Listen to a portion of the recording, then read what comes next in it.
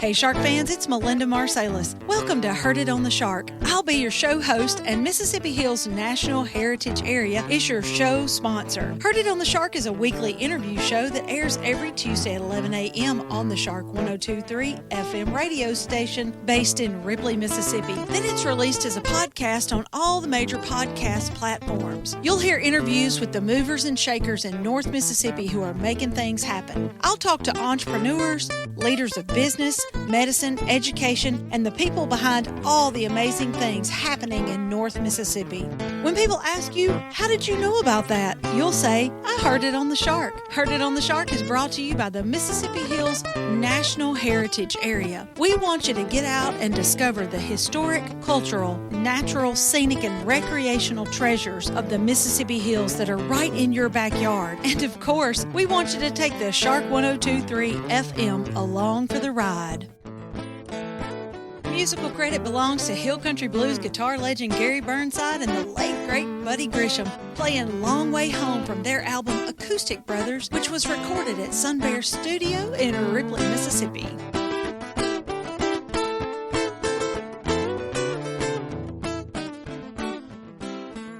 This program was recorded at Sun Bear Studio in Ripley, Mississippi. Hey Shark fans, it's Melinda with another episode of Heard It on the Shark, and today I'm so excited to have in Sun Bear Studio with me Mr. Tom Lampkin, who is the chairman of the board of our local food bank called the Tippah County Good Samaritan Center, and he has brought along with him Sue Ellen Miller, who is also on the board and who is the accountant for the food bank. Thank you both for taking time to come over to the studio. Thank you for inviting us. Thank you, Melinda. Tom, tell us just a little bit about the Good Samaritan Center. The Good Samaritan Center was established through some pastors here in town in 1997. We serve at Walnut and in Ripley. We have locations there. During 1 month, we average over 600 families that come into the centers. Some 1,000 to 1,200 people a month are made up of that. And last year, in 2024, we distributed right at 600,000 pounds of food and with over 278,000 meals served last year. It's just a never-ending job. We have a lot going on right now. And that's just Tippah County. Of course, our Shark fans are listening all across northeast Mississippi. And so you just think how many people, I'm sure there's other food banks in other counties that do the same.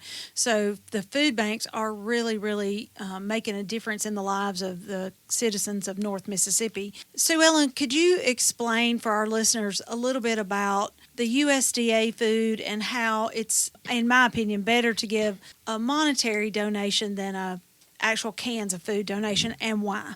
Well, we've been able to purchase food from the Memphis Food Bank, and they get their food from the USDA program, and so our cost is an average of 8 cents a pound. So when you give cash to the Tippah County Good Samaritan Center, we are able to multiply that into a lot of food. And Tom mentioned how many pounds of food that we have given out over the years, but it averages to be worth $1.1 million a year. We try really hard to raise cash donations, and we get food donations too, but as you can see, we are able to purchase it for just 8 cents a pound, so it goes a lot longer if you donate cash to our organization. So instead of paying $1 for a can of corn, you give $1 to the Good Samaritan Center, and they can buy 8 to 10 cans of corn with that same dollar. That's correct.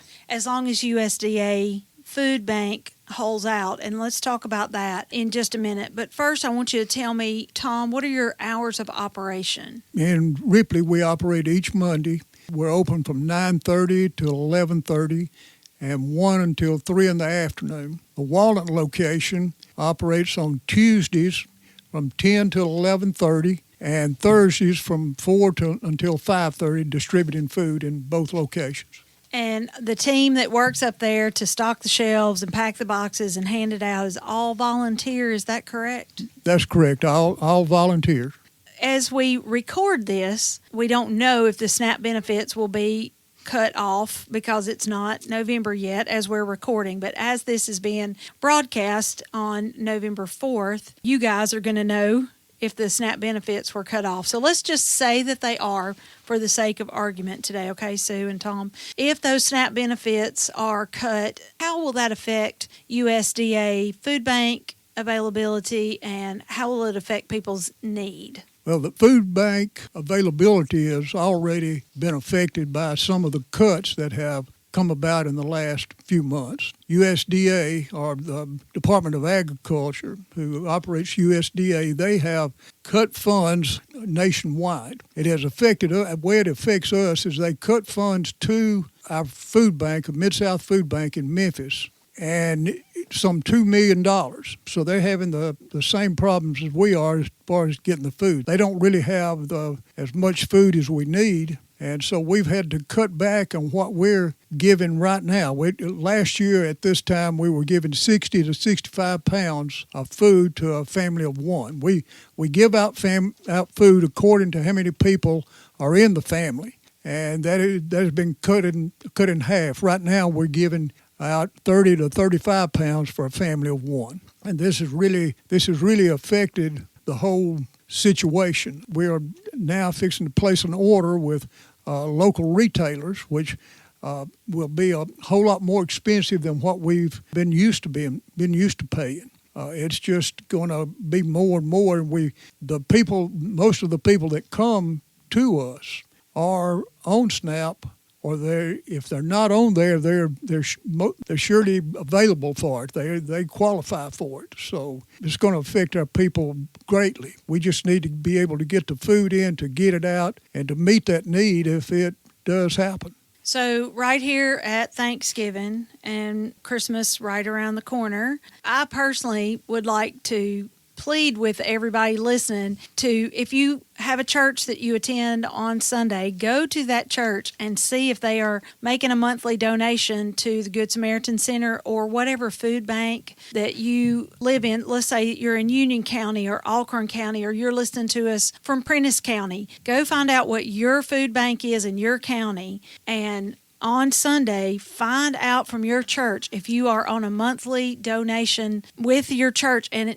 try to get your church to donate regularly so that the people at these food banks can do more, because your dollar's fixing to go a lot less if they have to start going to the grocery store to buy food instead of getting it cheap from USDA. Sue Ellen, what else can people do to help? Well, I do want to mention that in Tippah County, 1 in 5 persons is food insecure.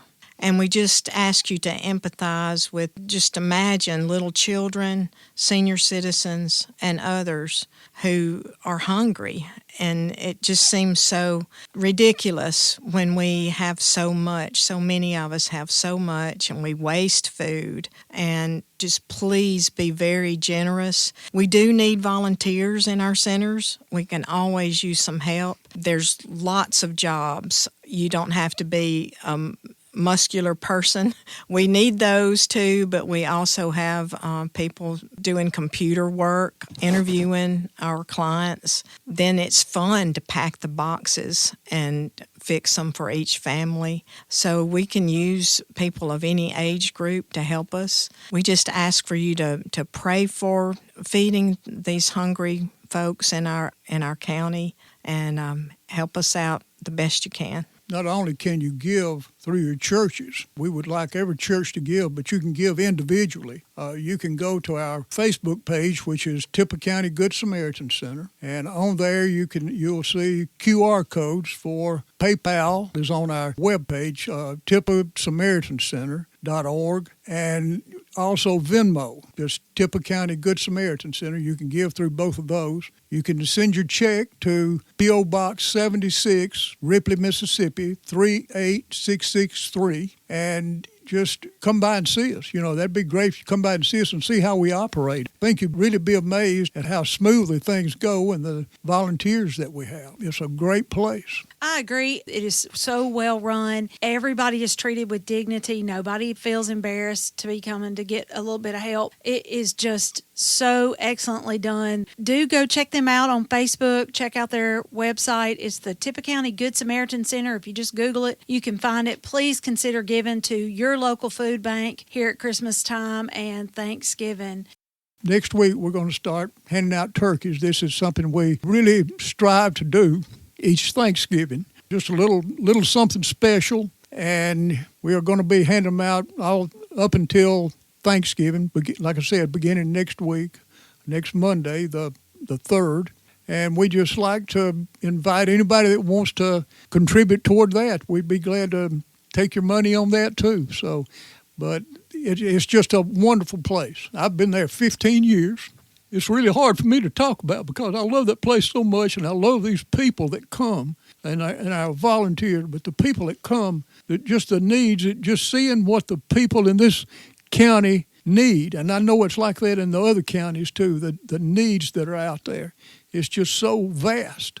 We also help with utility bills for our clients. You can give to that through our local utility companies, Tippah Electric Power Association and Ripley Water and Gas. They have a form you can fill out. You can add $1, $2 to that. We've got a lot of ways you can give, but we give back a lot through the continuous giving of some of our neighbors here, our churches, some of our businesses, our individuals and churches. It's just a great operation. Sue Ellen, any last words? Just please remember us during this special time of the year. We need your help. Thanks a lot. Okay, thank you both for being here. What you do is wonderful, and I do encourage everybody to find your local food bank. And if you don't have one, for heaven's sake, give to the Good Samaritan Center in Tippah County. It is a fantastic operation. Thank you both for being here. Okay, Shark fans, that's it for this edition of Heard It on the Shark. Tune in every Tuesday at 11 a.m. to find out what's going on from other local community leaders like Sue Ellen and Tom. If you have a question, comment, or suggestion for an interview, or if you want access to this interview, go to our website, shark1023.com, and click on the podcast tab. Keep it tuned to the Shark 1023 and have a great rest of the day. The Mississippi Hills National Heritage Area was established by the United States Congress in 2009 and represents a distinctive cultural landscape shaped by the dynamic intersection of Appalachian and Delta cultures. This intersection has produced a powerful concentration of nationally significant cultural icons, including King of Rock and Roll Elvis Presley, First Lady of Country Music Tammy Wynette, blues legend Howlin' Wolf, civil rights icons Ida B. Wells Barnett and James Meredith, America's favorite playwright Tennessee Williams, and Nobel laureate William Faulkner. The stories of the Mississippi Hills are many and powerful, from music and literature to Native American and African American heritage to the Civil War. The Mississippi Hills National Heritage Area supports the local institutions that preserve and share Northeast Mississippi's rich heritage. Begin your discovery of the historic, cultural, natural, scenic, and recreational treasures of our region by visiting the Mississippi Hills National Heritage Area online at mississippiHills.org.